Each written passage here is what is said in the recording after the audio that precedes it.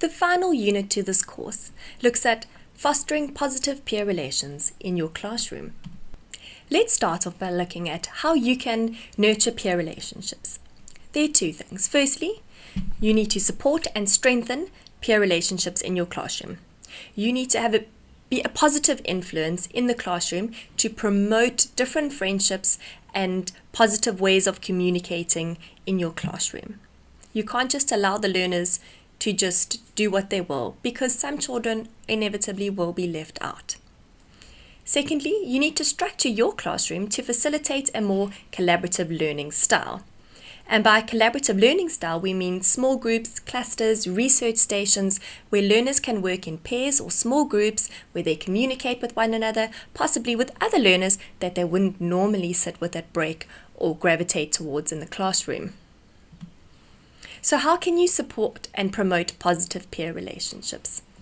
Firstly, you need to promote communication skills. Now, you need to remember that learners' communication skills, they developed through modeling what they see around them. So if they are surrounded by adults in their life that don't communicate well, they're not going to be great communicators. So you, as the teacher who see them for a good portion of the whole year, needs to promote and model good communication skills. Show them, how do you listen when someone is really talking to you? You need to support friendships in the classroom.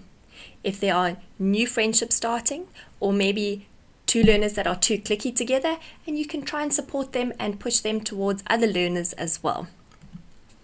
You can implement buddy systems in your classroom. This is an excellent way to foster new friendships in your class. And support on the playground. Often we feel as teachers that we are only in control of what is in our classroom, and then come break time, we maybe are out there to monitor for if there's any trouble, or we're basically doing damage control. But you can influence how learners interact on the playground as well. And we'll look at that in more depth now. So let's look at the first one, promoting communication skills. Quite confusing, because you would think your learners know how to do this already, but most often than not, they need to be reminded and they need to be reinforced as to how to communicate properly. And a great way to do this is to have action cards in your classroom. So you can have one, hear all the words. So when someone's talking to you, actually listen to what they are saying. Ask more questions. If you are listening to someone and you ask a question about what they're talking about, you are showing that you're actively listening and are engaged in what they are saying. Turn off other thoughts. Encourage learners not to sit on their phone when they're talking to another learner or drawing on a piece of paper, but make eye contact with them. Look at them and fully engage. Good communication skills are vital for when learners leave school and they need to go and get a job and interact with other adults. So it is your duty as a teacher to promote these communication skills. Another fun activity you could possibly do in the classroom is to get two learners to sit together. One learner represents the green ring and the other the blue ring.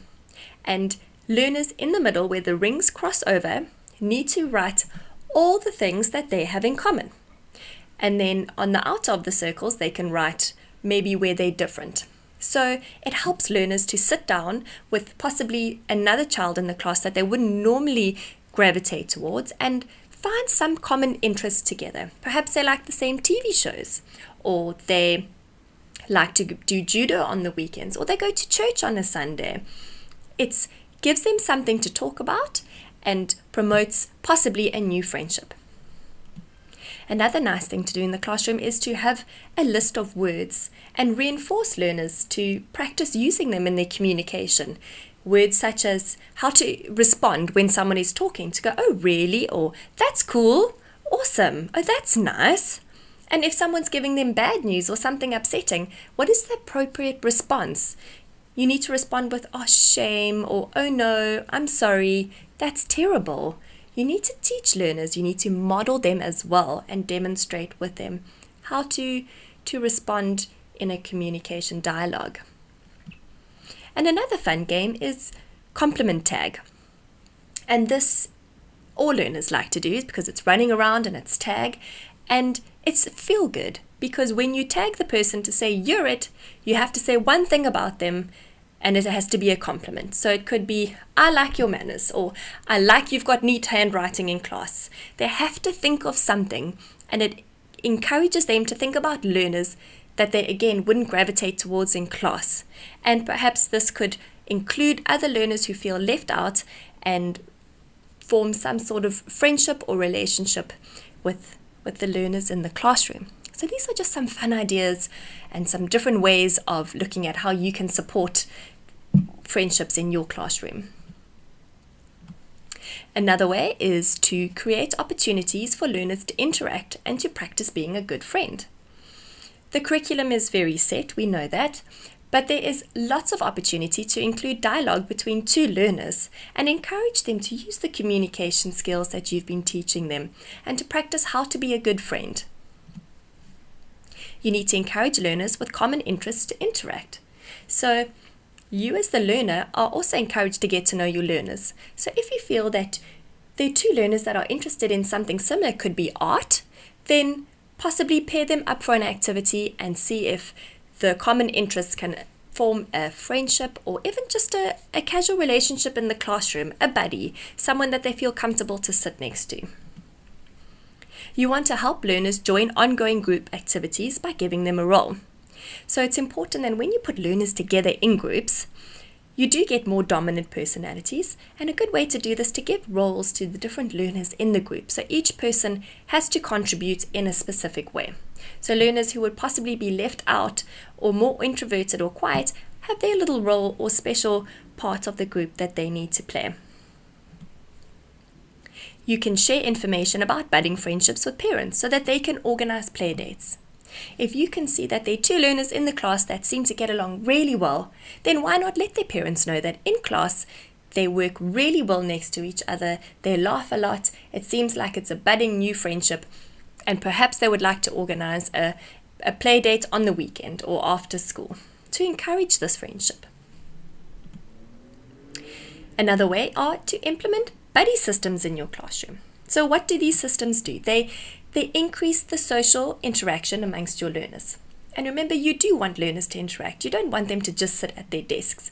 But what you do want is to not necessarily be in control, but to promote a positive peer relations, because otherwise learners are going to be cruel and mean to one another, and you do not want a culture of bullying in your classroom. You also want to encourage age-appropriate play amongst learners, and this is where buddy systems are so fantastic. They can help with transitions and remembering rules and routines. So perhaps you can put two buddies together that one is a stronger pupil and the other is weaker. Perhaps they struggle with transitions or remembering the rules, and instead of you having to reprimand them or remind them all the time, they've got their buddy to do it, and they don't feel like they're getting into trouble all the time. Secondly, there are some learners that just need a lot of attention from other learners. So perhaps if you put them with a buddy, a more diligent learner, they feel like they're still getting that attention without distracting the entire class and derailing a lesson. And lastly, learning how to play together and how to compromise. So when two learners are put together as buddies and you give them, let's say, a puzzle or a board game, or any activity, they have to learn to take turns, they have to learn how to play appropriately, to say well done to the person who won, and to compromise. So these are all very important life lessons for learners, and it's just can all be done through a simple buddy system in your classroom. So we said we were going to look at break time and how the teacher can promote positive peer relationships through break time. So firstly, there are organized break time games or activities. So perhaps you have some equipment in your classroom, or you can get it from the phys ed teacher or somewhere in the school, where you can promote perhaps a little bit of cricket or soccer or some hula hoops, some bean bags to throw, and learners in the class can put up their hands who would like to play at break, and then they can come and get it, and they all go play at break time together. This allows learners to put their hands up who might not necessarily have been chosen to play at break time, but because you've established it in the classroom and decided who would like to play, they're immediately included. Secondly, we look at learners knowing the acceptable break time behavior. And this is very important. You've set up your classroom in such a way that learners know what's expected of them in your classroom, how to behave, the positive interactions that you expect amongst the peers in the classroom. And this doesn't just diminish once they leave the classroom. They need to understand and be aware that they need to carry out the same expectations at break time, and they need to be kind, and they need to include others. They need to not bully. Everything that you have promoted in the classroom also follows through at break time. Learners know where to go to find a teacher on duty. This is just very important because children will be children. And if there is an incident of bullying or someone falls and hurts themselves, learners need to know that there is an adult in charge nearby that can help them out. If they are feeling threatened or in trouble or hurt, they need to know where they can find an adult. And lastly, you need to encourage buddies to play together at break. If you can see that a buddy system is working well in the classroom, but you know that they don't typically hang out outside the classroom, then perhaps you suggest that they can go and go sit together or play or carry on with this activity outside, or would they like to take the hula hoops? Promote it. Give them the ideas. So let's look at classroom spaces now. How conducive is your classroom to allow learners to work together in pairs or small groups? So remember, one of the aims for fostering peer relations in the classroom was to set up your classroom, to design it. If learners are all sitting individually in rows or columns, they're not going to be doing a lot of interacting. And if they are, it's going to be with the person next to them. So you need to have certain activity centers or stations set up that allow learners to work together collaboratively. So we have our collaborative working stations, which automatically will lead to a learner-centered teaching. So it takes the pressure off the teacher to do the chalk and talk style where you're doing all the talking and the learners are just listening. Here, the learners are more engaged in their own learning practice. And ultimately, the goal is for cooperative learning strategies, where they rely on one another, where they've got to use their communication skills and find out how to work together to complete a task or to research the information that they need. And all of these allow for learners to get pushed together where they would not normally hang out outside the classroom. So remember, you don't want to force everything onto the learners and force friendships and relationships where it's not going to happen. But you need to ensure that in your classroom you are doing a few things that are promoting learners to talk to other children, find out if there's anyone else that they could possibly click with, that they have interests with, and always push positive communication. It is such a vital skill for when learners leave school, and it can start right from foundation phase. So, let's end with some helpful tips to create a warm classroom environment. Set high standards and expectations of your learners. Always expect the best of them and hold them to it. And when they achieve those and they are behaving well and they are just doing so well, you need to let them know, because that is going to keep the behavior at that standard. You need to set boundaries. We've spoken about boundaries and routines and rules plenty. It helps them feel safe and secure. Be consistent and fair. Learners are very perceptive. And if you reprimand one child for something, but yet let another learner get away with the same thing, they will see it straight away. The next point is to avoid punitive or belittling tactics. And we have touched on this a bit, where you want to give corrective feedback. You don't want to belittle learners in your classroom, use sarcasm and make them feel small and silly in front of everyone else. You don't want to embarrass them, because that is going to be detrimental to creating a safe classroom environment.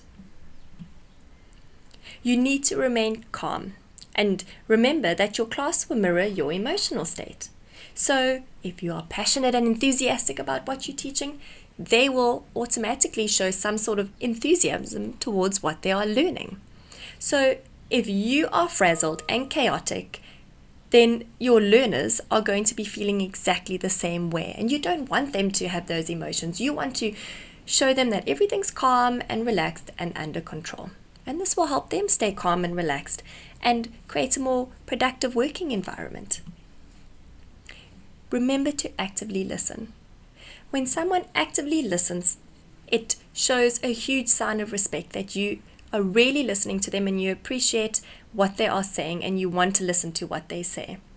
If you dismiss a learner or carry on with another task while they are talking, they're not going to feel valued and you're going to lose respect. So why would they listen to you and follow your rules if you can't even listen to them while they talk? You need to acknowledge and emphasize with learners' feelings. Learners will have a variety of emotions in the classroom throughout the year. Do not dismiss them. To them, these emotions are legit. If they are feeling hard done by, if they are feeling victimized, or even if they're feeling happy and elated because it's their birthday, acknowledge it. Let them know that you can see what emotional state they're in and try and support them as well. And lastly, be confident, compassionate, and approachable. And the last one there is approachable, and that is so important. You want your learners to feel like they can come to you with anything. If they have a question, they feel safe enough to ask you.